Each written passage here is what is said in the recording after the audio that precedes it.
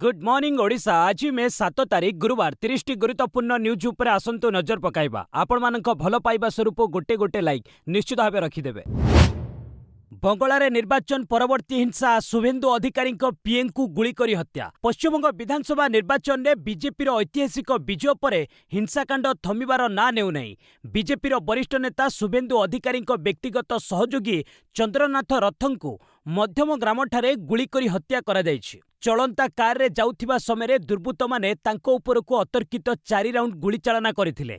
एही आक्रमण रे चंद्रनाथंक मृत्यु होइतिबा बेले तांको ड्राइवर गुरुतर आहत होइचंती। एही घटना परे बीजेपी तृणमूल कांग्रेस उपरे हत्या अभियोग आनिबा सह सीबीआई तदंत दाबी करिछि। बीजेपी अनुଯାयी यह एक गंभीर षड्यंत्र। अन्यपटे टीएमसी हत्याकांड को निंदा करने सह एथिपाई बीजेपी समर्थकों को दायी करिछि। सूचनायोग्य जे शुभेन्दु अधिकारी भवानीपुर आसन में ममता बानार्जी को परास्त करिछंती। वर्तमान सुधा पुलिस एही मामला रे 80 जन को गिरफ्त करी तदंत जारी रखिछि। ईरान युद्ध बंद संपर्क में शीघ्र होई पारे बड़ घोषणा। ईरान युद्ध संपूर्ण बंद हेबा नै आशा उज्जीवित होइछि। हर्मुज प्रणाली खोलिबा और परमाणु कार्यक्रम बंद संक्रांत रे ईरान 48 घंटा मध्य सहमति देई पारे बोली एक रिपोर्टरू जना पड़िछि। अमेरिका मध्य युद्ध बंद पई सकारात्मक भावे विचार करुछि। हर्मुज अवरोध को नै एहा भी नरम पड़िछि। एथि सहित ईरान केतेक शर्त रखिबा लागि एहा प्रस्तुत थिबा जना पड़िछि। अमेरिका वेबसाइट एक्सियोस रो रिपोर्ट अनुसार अमेरिका और ईरान मध्य 14 सूत्री एमयू प्रस्तुत होइछि। पाकिस्तान मध्यस्थतारे उभय पक्ष मध्य आलोचना एवं निर्णायक मोडरे पहुंची। बुझामणारे थिबा शर्तगुड़िक अनुसार सर्वप्रथमे युद्ध बंद घोषणा हेब। 30 दिन पर्यंत उभय देश मध्य विस्तृत आलोचना चलिब। ममतांको द्वारा नियुक्त समस्त अवसरप्राप्त ब्यूरोक्राट को ऑफिस निषेध। पश्चिमबंग में प्रथम थर पर सरकार गठन करू करू बीजेपी कड़ा आभिमुख्य ग्रहण करिछि। पूर्व टीएमसी सरकार रे ममता बानार्जी द्वारा पुनर्नियुक्त पाइथिबा समस्त अवसरप्राप्त ब्यूरोक्राट को ऑफिस आसिबा को निषेध करा जायछि। जने वरिष्ठ अधिकारी कहिसंती जे सेमानंकु बुधवार ठारू कार्यालय रे जोग न देबा को निर्देश दिया जायछि। रिपोर्ट अनुसार पश्चिमबंग मुख्य शासन सचिव दुष्यंत नारियाला लोकसेवा भवन रो समस्त सचिवों को निर्देश देइछंती। अपरपक्षे विभिन्न विभाग रे परामर्शदाता भाव में कार्य करुथिबा अनेक अवसरप्राप्त अधिकारी सेमानंक इस्तफा देइछंती। एथि सहित मुख्य सचिव समस्त विभाग को गुरुत्वपूर्ण फाइल गुड़ी को सुरक्षित रखिबा पई कड़ा निर्देश देइछंती। उल्लेखयोग्य 294 रु 207 आसन में बीजेपी विजय होई प्रथम थर सरकार गठन करबाकू जाउछि। मार्च 9 तारिख रे बीजेपी शपथ ग्रहण समारोह पई प्रस्तुत करुछि। जेठमलानी कहिले ममता इस्तफा नदेले राज्यपाल फोर्स पठाई पदरू हटाई पारिबे। विधानसभा निर्वाचन में पराजय सत्वे ममता बानार्जी पश्चिमबंग मुख्यमंत्री पदरू इस्तफा देबाकू मना कर दैछंती, जहाँ राज्य रे एक सांविधानिक संकट सृष्टि करिछि। कोलकाता रे एक सांबादिक सम्मेलन रे ममता को प्रश्न होइतिला जे राज्यपालंक निकट रे इस्तफा देबे कि। एहाकु नै ममता कहितिले जे इस्तफा देबार कोनोसी प्रश्न उठुनी। ममतांक ई उत्तर एबे एक नूतन लड़ाई परी मने होछि। एहाकु नै सुप्रीम कोर्टर वरिष्ठ आईनजीवी महेश जेठमालानी आईनगत उपायर व्याख्या करिसंती। जेठमालानी कहिसंती जे जदि ममता इस्तफा देबाकू मना करंती तेबे तांकू पदरू हटाई दिया जिबा उचित। एपरिकी जदि से बलपूर्वक मुख्यमंत्री पदवी रे रहंती तेबे राज्यपाल पुलिस फोर्स पठाई तांकू पदरू हटाई पारिबे। महू संग्रह पाई जाई पत्थर खोलरे फसी जाइथिला नाबालक 9 घंटा परे उद्धार। नयगढ़ ब्लॉक बालुंगा निकट शरदापुर गाँवर लक्ष्मण प्रधान 12 वर्षर पुओ शिव प्रधान बुधवार चोरखोल पहाड़ निकट जंगल को महू संग्रह पाई 2 सांग बड़ बापा सह जाइथिला। 2टी बड़ पत्थर फांकरू महू संग्रह बेले तार मुंड फसी जाइथिला। जेते चेष्टा करिथिले मध्य बाहरी नथिला। बाध्य होई सांग माने गाँर युवक मानकू डाकिथिले। समस्तंक उद्यम विफल होइतिला। तेणु विद्युत तार टाणी नाबालिकटीकू पंखा पवन दियाजिबा सह पानी पीवाकू दिया जाइथिला। ओडगाँ और नयगढ़ दमकल बाहिनी पहुंची मध्य विफल होइतिले। शेषरे भुवनेश्वर अग्निशम बाहिनी आसी ताकू उद्धार करिसंती। तेबे सेही पत्थर खोलरे एक 12 फुट अजगर थिबा देखिबाकू मिलिथिला। अवश्य उद्धार कार्य अजगर कोनोसी समस्या करि नथिला। मंत्री तागिद ऑफिसर पाखरे बिल्डिंग प्लान फाइल 7 दिनरू अधिक रहिबनी। बिल्डिंग प्लान अनुमोदन आउ विलंब हेबनी।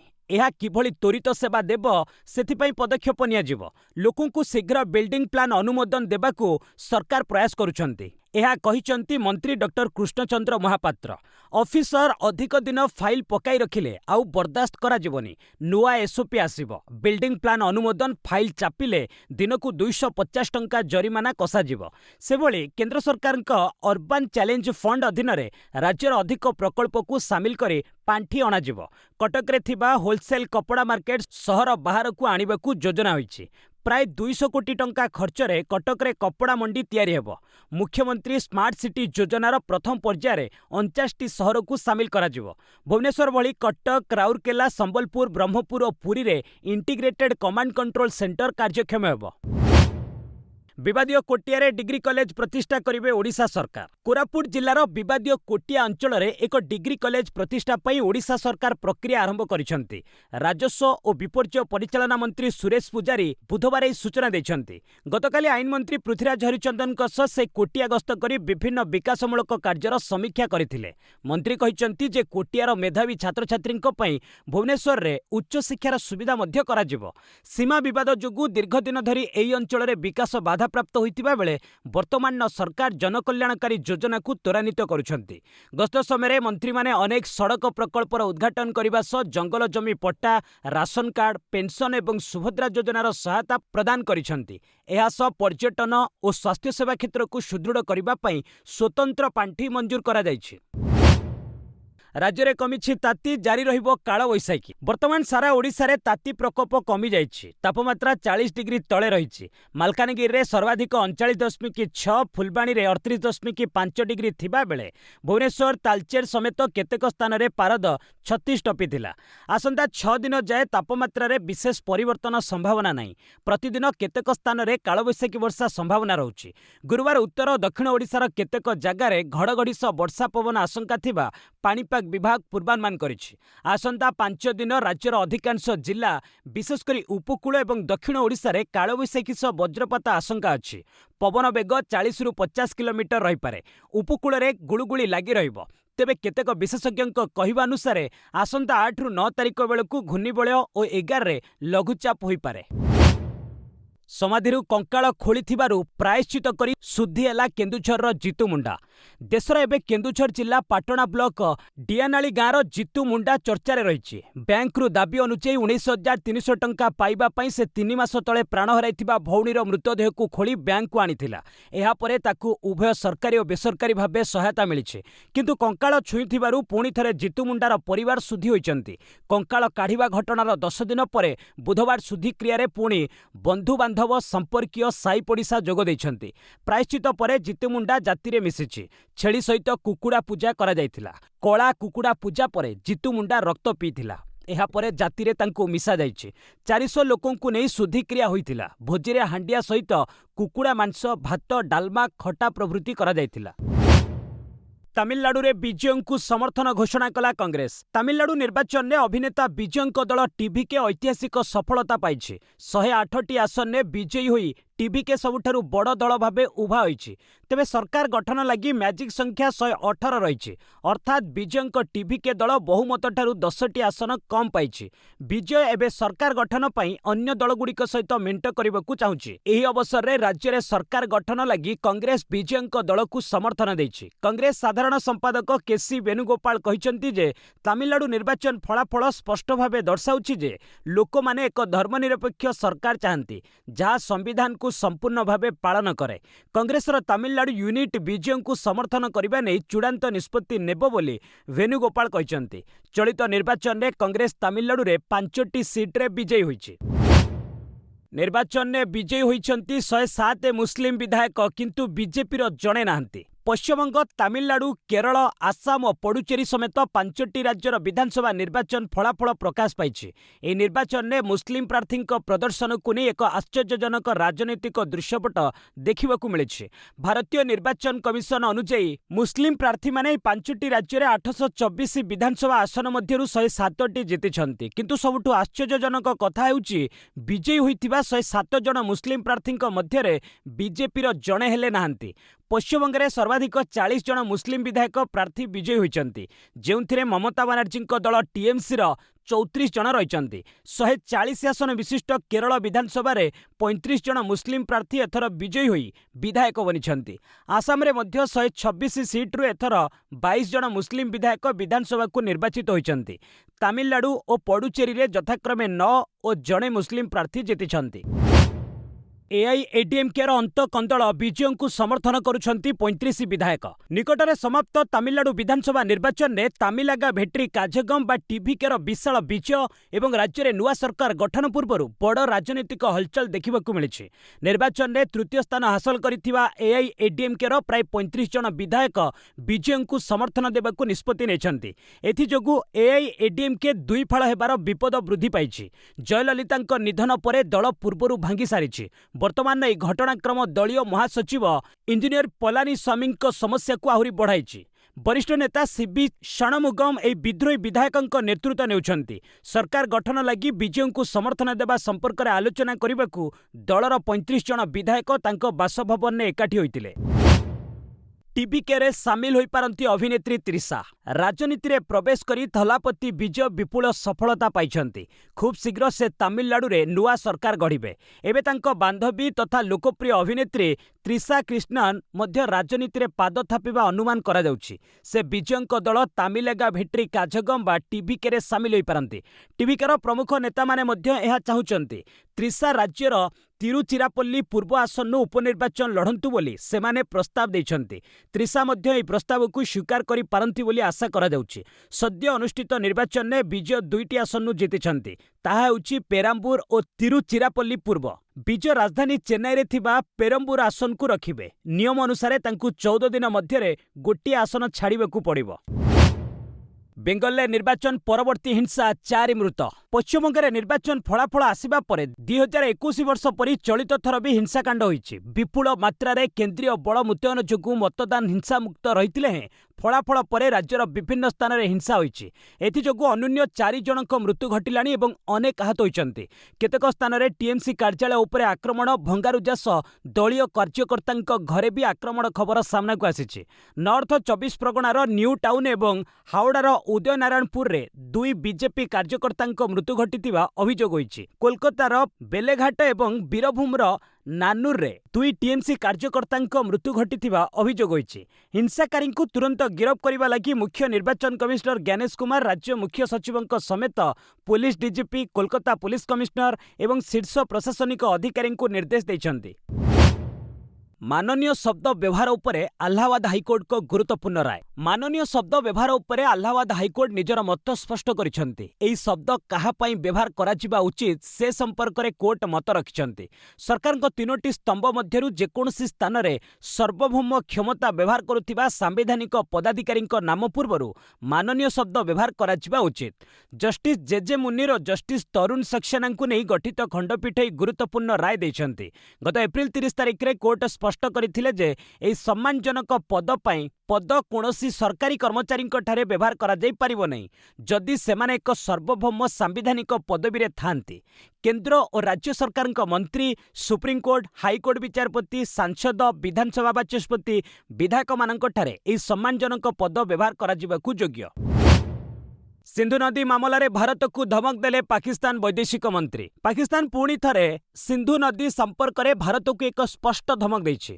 पाकिस्तान वैदेशिक मंत्री इसाक दार कहिसंती जे सिंधु जल चुक्तिनामा अनुଯାयी पाकिस्तान जल अंश को बंद करिबा किंबा अन्यत्र परिवर्तन करिवार प्रयास को युद्ध कार्य भावे विवेचना कराजिबो। नुआ दिल्ली चुक्ति अनुଯାयी एहार दायित्व पालन करूनाई, जहा फଳରେ पाकिस्तान ने सिंधु नदी अववाहिकार थिबा अंचल गुड़िक विपर्य द्वारदेश में पहुंची। पाकिस्तान विरुद्ध में जेकोसी कार्यानुष्ठान पूर्ण बल और दृढ़तार सहित जवाब दिज्व। गतकाली ऑपरेशन सिंदूर वर्षपूर्ति अवसर में पाकिस्तान ने अनुष्ठित एक कार्यक्रम में इसाक भारत विरुद्ध में यह विष उगाड़ी। एथिसह इसाक आहरी मध्य कहिसंती जे पाकिस्तान विश्व में शांति प्रोत्साहन में निरंतर एक गठनमूलक भूमिका ग्रहण करुछि। तेबे इसाक एपरी धमकपूर्ण बयान को नहीं भारत पक्षर अद्यावधि कौनसी प्रतिक्रिया आसी नहीं। मुख्यमंत्री भगवंत मान को बयान बोमा विस्फोरण करी बीजेपी निर्वाचन प्रस्तुति आरंभ करिछि। पंजाब रे बोमा विस्फोरण को नहीं राजनीति आरंभ हो जाइछि। अमृतसर खासा कैंप निकट रे होइतिबा विस्फोरण संपर्क रे मुख्यमंत्री भगवंत मान बीजेपी विरोध रे गंभीर अभियोग आनिछन्ति। मान कहिछन्ति जे बीजेपी रो कार्यधारा हेउछि जेउ राज्य रे निर्वाचन हेबाकू जाउछि सेठारे प्रथमे दंगा छोट विस्फोरण करिबा, सेठारे धर्म और जाति आधार रे लोकंकु विभाजित करिबा। आसंता वर्ष पंजाब रे विधानसभा निर्वाचन अनुष्ठित हेब, तेणु बोमा विस्फोरण करी बीजेपी निर्वाचन प्रस्तुति आरंभ कर देइछि। बीजेपी लोकंकु भयभीत करी भोट बैंक सुरक्षित करबाकू चाहुछि। तेबे एही विस्फोरण को नहीं मुख्यमंत्री मान कड़ा चेतावनी दैछन्ति। कहिछन्ति पंजाब बहुत कड़ा दिन देखिछि। पंजाबी माने आउ सहे करिवे नाही। जो माने घटना रे दोषी सेमानंक विरोध रे कड़ा कार्यानुष्ठान नियाजिवो। इस्तफा देले हिमंत विश्व शर्मा। मे 11 रे होई पारे शपथ ग्रहण। आसाम मुख्यमंत्री हिमंत विश्व शर्मा बुधवार निज कैबिनेट सहयोगी इस्तफा देइछन्ति। एहा परे राज्य में बीजेपी नेतृत्व में तृतीय थर सरकार गठनर मार्ग प्रशस्त होइछि। राज्यपाल लक्ष्मण प्रसाद आचार्य तांको इस्तफा को स्वीकार करिछन्ति। नुआ सरकार गठन पर्यंत से कार्यकारी मुख्यमंत्री भावे दायित्व संभाळिबे। इस्तफा परे लोकभवन बाहर सांबादिक मानकु शर्मा कहिछन्ति मे 11 तारिख परे नुआ सरकार शपथ नहीं पारे। ता पूर्वरु विधायक दल बैठक रे मुख्यमंत्री नाम संपर्क में निष्पत्ति बीजेपी एथिलागी 2 जण केंद्रीय पर्यवेक्षकों को नियुक्त करिछि। विपदरे पड़िथिबा भारतीय जहाज को उद्धार कला पाक नौसेना। बुधवार अरब सागर रे एमवी गौतम नामक भारतीय मालवाही जहाज विपदरे पड़िथिला। एहा ओमानरु भारत अभिमुखे यात्रा करुथिला। समुद्र मझिरे यांत्रिक त्रुटिर सम्मुखीन होई एहा अटकी रहितिला। मुंबई स्थित मारिटाइम रेस्क्यू एंड कोऑर्डिनेशन सेंटर पक्षर एही संकट संपर्क में इस्लामाबाद कर्तृपक्षों को अवगत करा जायथिला। जरूरीकालीन सहायता जोगाई देबाकू वार्ता पठा जायथिला। भारतर अनुरोध को रक्षा करी पाक नौसेना निजर प्रतिरक्षा जहाज PMSS कश्मीर को तुरंत उद्धार कार्य सकाशे पठाइथिला। विपदरे पड़िथिबा जहाजरे थिबा 7 जण क्रू सदस्यंकु सेमाने जरूरीकालीन खाद्य पानीय जल चिकित्सा सेवा जोगाई देइथिले। उल्लेखयोग्य गत मासरे मध्य पाक नौसेना उत्तर अरब सागर एक जहाजरू 18 जण नाविकंकु उद्धार करिथिला। अमेरिका रे $20 बिलियन निवेश करिवे भारतीय कंपनी। भारत अमेरिका अर्थनैतिक संपर्क आउ पादे आगेइब। भारतीय कंपनी गुड़िक अमेरिका रे $20 बिलियन निवेश करिवे बोली भारत रे अवस्थापित अमेरिका राष्ट्रदूत सर्गियो गोर कहिसंती। से कहिसंती भारतीय कंपनी गुड़िक अमेरिका रे निज उपस्थिति को दृढ़ करुछंती। प्रजुक्ति विनिर्माण और फार्मा क्षेत्र रे एई पुंजी निवेश हेबो। गोटे दिन रे 12 भारतीय फार्म $1.1 बिलियन निवेश नै घोषणा करिसंती। एहा द्वारा अमेरिका रे नियुक्ति सृष्टि एवं जोगाण श्रृंखला दृढ़ हेबाकू जाउछि। विश्वर सर्वबृहत गणतंत्र सह मिलित होई कारोबार करिबा द्वारा उभय पक्षंकर विजय सुनिश्चित। 2030 सुधा द्विपाक्षिक कारोबार को $500 बिलियन करने दिगरे उभय देश एवं अग्रसर होउचंती। सिंथेटिक पनीर उत्पादन निषेध करने को केंद्र सरकार को योजना। कृत्रिम बा सिंथेटिक पनीर लोकों स्वास्थ्य पई गभीर क्षतिकारक। एहाकू बजारु संपूर्ण निषेध करने को केंद्र सरकार निष्पत्ति नेछंती। एहार उत्पादन को बंद कराजिबो ता उपरे चिंता करा जाउछि। नकली पनीर कारोबार रोकिबाकू गठित एक उच्चस्तरीय कमिटी गत अक्टोबर 2025 रे एही प्रस्ताव को चूड़ांत करिथिला। मार्च 2026 रे एही प्रस्ताव को चूड़ांत मंजूरी मिलिछि। भारत विश्वर सर्वबृहत दुग्ध उत्पादनकारी राष्ट्र। एहा सत्ते भारत में नकली पनीर बहुल मात्रा रे बिक्री होउछि। सरकारी तथ्य अनुसार वर्तमान बजार रे सिंथेटिक पनीर उत्पादन पई प्राय 1000 कंपनी पाखरे लाइसेंस रही। प्रकृत पनीर किलो 450 टंका थिबा बेले सिंथेटिक पनीर दर 250 रु 300 टंका। भारत में पनीर बजार वर्तमान $10.8 बिलियन रे पहुंची। 2033 सुधा यह $22.1 बिलियन हेब। पब्लिक वाईफाई सारा देश लगी एकक पासवर्ड। सरकार नुआ तथा उन्नत पब्लिक वाईफाई व्यवस्था आनिबा लगी प्रस्तुति करुछंती। एहा द्वारा यूजर को अभिज्ञता उन्नत करिबा एवं डिजिटल लेनदेन रो अधिक सुरक्षित करिबा उपरे फोकस करा जायछि। एबे यूजर को प्रति हॉटस्पॉट लगी भिन्न भिन्न पासवर्ड आवश्यक हेबनी। सारा देश रे रहितिबा 4 लाख हॉटस्पॉट रे एकक ओटीपी किबा पासवर्ड जरिया रे लॉगिन करा जाय परिबो। ट्राई ए संपर्कित परामर्श पत्र जारी करिछि। लोकंक ठारू एने मतामत लोड़ा जाइछि। सार्वजनिक वाईफाई को सुरक्षित करबा लगी वाईफाई प्रोटेक्टेड एक्सेस 3 भली मानक लागू करा जाइछि। सहर गुड़िकरे वाईफाई स्पीड इंटरनेट एवं ग्रामांचल रे सुलभ कम्युनिटी वाईफाई मॉडल कार्यकारी हेबो। देशर 140 कोटी लोकंक मध्यरु मात्र 2% वाईफाई रो उपयोग करुछंती। 2027 ସୁଦ୍ଧା ବଜାରକୁ ଆସିବ ଓପନ ଏଆଇର ପ୍ରଥମ ଏଆଇ ସ୍ମାର୍ଟଫୋନ। ଆର୍ଟିଫିସିଆଲ ଇଣ୍ଟେଲିଜେନ୍ସ କ୍ଷେତ୍ରର ଅଗ୍ରଣୀ ସଂସ୍ଥା ଓପନ ଏଆଇ ଏହାର ପ୍ରଥମ ଏଆଇ କେନ୍ଦ୍ରିକ ସ୍ମାର୍ଟଫୋନ ପ୍ରସ୍ତୁତି କାର୍ଯ୍ୟକୁ ତ୍ୱରାନ୍ୱିତ କରିଛି। ବିଶିଷ୍ଟ ବୈଷୟିକ ବିଶ୍ଳେଷକ ମିଙ୍ଗ ଚି କୁଓଙ୍କ ଅନୁଯାୟୀ 2027ର ପ୍ରଥମାର୍ଦ୍ଧ ସୁଦ୍ଧା ଏହି ଫୋନ ବ୍ୟବସାୟିକ ଉତ୍ପାଦନ ଆରମ୍ଭ ହୋଇପାରେ। ପୂର୍ବରୁ ଏହା 2028ରେ ଆସିବ ବୋଲି ଅନୁମାନ କରାଯାଉଥିଲା। ଏହି ସ୍ମାର୍ଟଫୋନ ପାରମ୍ପରିକ ଆପ୍ ଆଧାରିତ ବ୍ୟବସ୍ଥା ପରିବର୍ତ୍ତେ ଏଆଇ ଏଜେଣ୍ଟ ଇଣ୍ଟରଫେସ୍ ଉପରେ ଆଧାରିତ ହେବ। ଏଥିରେ ମିଡିଆଟେକ୍ ପ୍ରୋସେସର ଏବଂ ଉନ୍ନତ ଚିପସେଟ୍ ବ୍ୟବହାର କରାଯାଇପାରେ। ବ୍ୟବହାରକାରୀ ବିଭିନ୍ନ ଆପ୍ ଖୋଲିବା ପରିବର୍ତ୍ତେ ସିଧାସଳଖ ଏଆଇକୁ ନିର୍ଦ୍ଦେଶ ଦେଇ ବୁକିଂ କିମ୍ବା ରିମାଇଣ୍ଡର ଭଳି କାର୍ଯ୍ୟ କରିପାରିବେ। ଆପଲ୍ ଏବଂ ସାମସଙ୍ଗ ଭଳି ବଡ଼ କମ୍ପାନୀଗୁଡ଼ିକୁ ଟକ୍କର ଦେବା ସହ ଏଆଇ ସେବା ଉପରେ ନିଜର ନିୟନ୍ତ୍ରଣ ବଢ଼ାଇବା ପାଇଁ ଓପନ ଏଆଇ ଏହି ବଡ଼ ଯୋଜନା କରୁଛି। 2028 ସୁଦ୍ଧା ପ୍ରାୟ 3 କୋଟି ସ୍ମାର୍ଟଫୋନ ବିକ୍ରି କରିବାକୁ କମ୍ପାନୀ ଲକ୍ଷ୍ୟ ରଖିଛି। शेयर बजार रे बड़ वृद्धि सेंसेक्स 941 और निफ्टी 298 पॉइंट उपरकू। पश्चिम एशिया उत्तेजना ह्रास आशा और विश्वस्तरीय सकारात्मक संकेत जोगु बुधवार भारतीय शेयर बजार रे जबरदस्त वृद्धि देखा मिली। बीएसई सेंसेक्स 941 पॉइंट बढ़ी 77,959 स्तर में बंद होता बेले एनएसई निफ्टी 298 पॉइंट वृद्धि पाई 24,331 रे पहुंची। मिड कैप और स्मॉल कैप सूचकांक प्राय 2% वृद्धि पाई मुख्य सूचकांक पछरे पकाइछन्ति। औषधित तैल दर ह्रास बजार को विशेष सहायता करिछि। सेंसेक्स 30टी कंपनी मध्यरु 21टी लाभरे रहिथिले, जेउथिरे इंडिगो 6.6%, ट्रेंट एवं एशियन पेंट्स प्रमुख। अन्यपटे रिलायंस और एल&टी सामान्य ह्रास पाइछन्ति। टेलिकम एवं पीएसयू बैंक सेक्टर रे सर्वाधिक उत्साह देखा मिली। बजार रे स्थिति सकारात्मक रही, जेउठारे 2,862टी कंपनीर शेयर दर वृद्धि पाइथिबा बेले 1,365टी ह्रास पाइछि। भारतीय अर्थव्यवस्था अत्यंत सुदृढ़ मूडीज रेटिंग्स रिपोर्ट। गत 5 वर्ष मध्य विश्वर बृहत उद्यमान अर्थव्यवस्था गुड़िक मध्य भारत सबुठारु अधिक सुदृढ़ और सहनशील बोली मूडीज रेटिंग्स प्रकाश करिछि।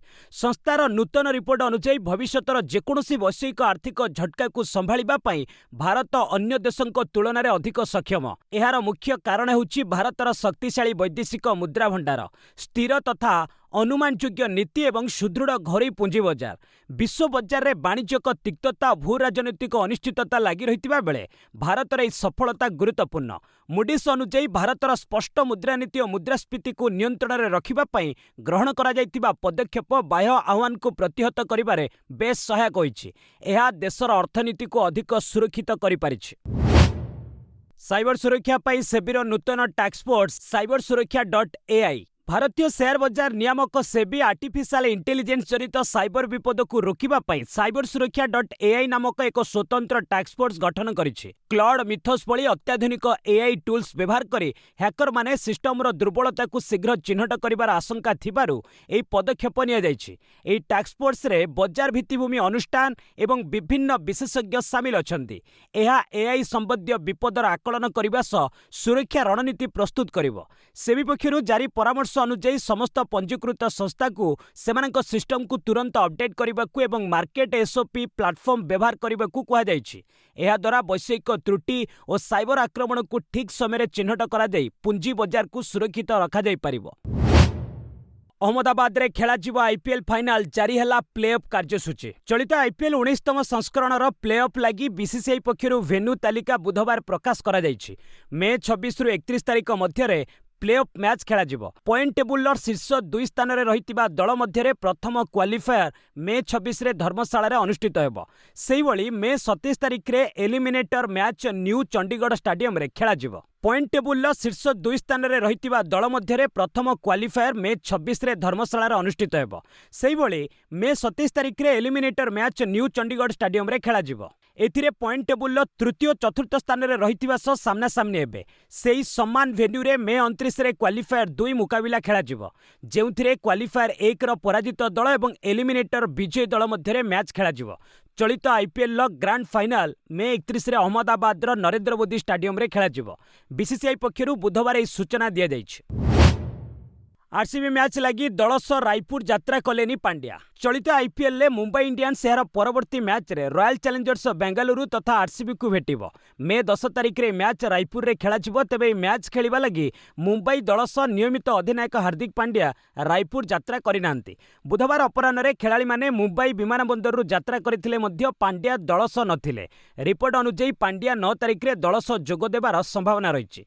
उल्लेखयोग्य पिठी जंत्रणा लगी पांड्या लखनऊ विपक्ष मुकाबिला रे खेली नथिले। फଳରେ ତାଙ୍କ ସ୍ଥାନରେ ସୂର୍ଯ୍ୟକୁମାର ଯାଦବ ଦଳର ନେତୃତ୍ୱ ଭାର ସମ୍ଭାଳିଥିଲେ। यूईएफए चैंपियंस लीग द्वितीय थर फाइनाल ले आर्सेनाल। चलित यूईएफए चैंपियंस लीग रे प्रमुख Premier League club Arsenal final ले प्रवेश करिछि। चैंपियंस लीग इतिहास रे आर्सेनाल द्वितीय थर फाइनाल खेलिबाकू जाउछि। बुधवार अनुष्ठित द्वितीय लीग सेमीफाइनाल मुकाबिला रे दल 1-0 गोल ले एटलेटिको माद्रिद को हराइथिला। पूर्व उभय दल मध्य अनुष्ठित प्रथम लीग मुकाबिला 1-1 गोल ले ड्र रहिथिला। फଳରେ आर्सेनाल 2-1 मोट गोल ले आगुआ रही फाइनाल ले प्रवेश करिथिला। आसंता 30 तारिख रे हंगेरी राजधानी बुदापेस्ट स्थित पुसकास एरेना रे फाइनाल मैच खेला जिवो। क्रीड़ा मंत्रणालय निष्पत्ति भारत पाक द्विपाक्षिक सीरीज को मिलिबनी अनुमति। पाकिस्तान सह क्रीड़ा संपर्क निकट भविष्य में सुधार आसबार नहीं। दुई देश मध्य कौन क्रीडा रे द्विपाक्षिक श्रृंखलार आयोजन को स्वीकृति देवे नहीं भारत सरकार। केवल अंतर्जातीय इवेंट जेमितिक आईसीसी प्रतियोगिता, राज्यगोष्ठी क्रीड़ा एवं अन्यान्य क्रीड़ा कुंभरे पाक खेलाड़ी को भारत आसबार अनुमति मिलिबो बोली केंद्र क्रीड़ा मंत्रणालय स्पष्ट करिछि। पहलगाम रे आतंकवादी आक्रमण पर केंद्र क्रीड़ा मंत्रालय पक्षरु गत वर्ष अगस्ट 21 तारिख रे दुई देश मध्य क्रीड़ा संपर्क को नहीं जो गाइडलाइन प्रकाश करा जायतिला ताहाकु बलवत्तर रखा जायछि। भारतीय दल पाकिस्तान आयोजित कौनसी इवेंट रे भाग नेब नहीं। भारत 2030 रे राज्यगोष्ठी क्रीड़ा आयोजन करिवो। सेमिति 2036 ओलंपिक्स क्रीड़ा आयोजन पय आग्रही रहिछि। एही सबु क्रीड़ा पय पाक खेलाड़ी को भारत आसिबकु अनुमति मिलिबो। बस आज पय एट रखिबा। पुणी ने आसीबी लेटेस्ट अपडेट। से पर्यंत विदाय नउछि। जय हिंद, जय भारत।